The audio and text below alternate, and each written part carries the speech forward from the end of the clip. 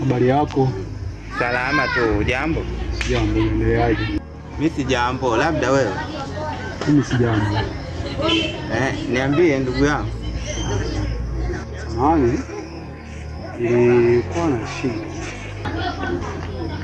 Mimi kwa majina naitwa Mkwaya, ni mwenyeji wa Tandaimba. Kutandaimba? Ndiyo. Natokea ukoo wa kina Nangomo. Akina Nangomo? Ndiyo. Basi mimi naitwa Chewa, mjukuu wa mzee Nangomo, huko Mtwara Tandaimba. Umenielewa? Kwa hiyo umekujaje huko? Kwa kuja yangu nimekuja kumtafuta Agoko. Kwa mpaka sasa hivi sijamuona. Maana kwa mawasili yake huna? Sina.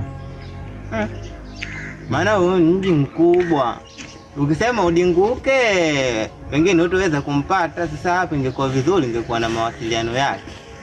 Mawasiliano nilikuwa naye, lakini simu nimepoteza pamoja na pesa pia pale Mbagala. Ndugu yangu, huo mtihani mzito sana. Sasa kwa kuwa mimi natokea huko Tandaimba na ukoo wa mzee Nangomo, twende nyumbani ukajipumzishe pale siku 2-3, unamtafuta huyo Agogo. Na uzuri umefika muda mwafaka, maana ngupite na soma vitukutuko hivyo tupate kulia. Kwa hiyo twende ndugu yangu. Asante sana, utakuwa umenisaidia kweli. Yaani sisi wa Makonde tuna roho nzuri. Yaani katika Tanzania hii kabila lenye roho nzuri ni wa Makonde. Sasa kama wewe ndugu yangu nimekuona, siwezi kukutupa. Kwa hiyo twende tukafanye mazingira ya chakula tupate kula ili tumbo lishibe. Nikisema nikuache, utapotea ndugu yangu. Kwa cha kufanya wewe twende. Basi utakuwa umenisaidia sana. Nashukuru. Usijali. Wewe twende.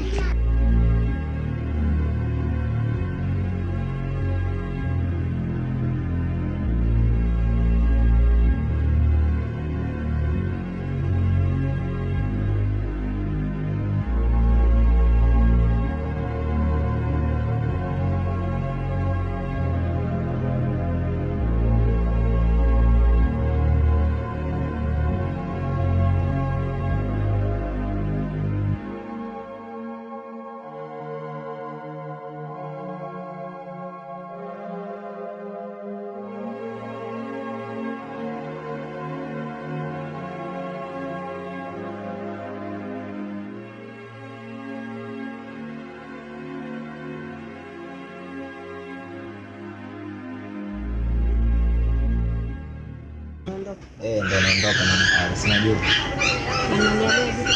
Amna kama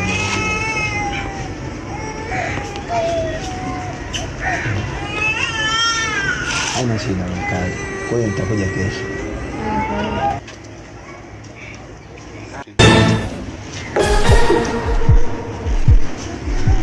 Usiogope.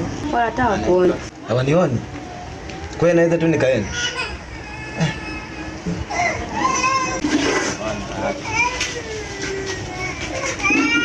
Ndio hapa.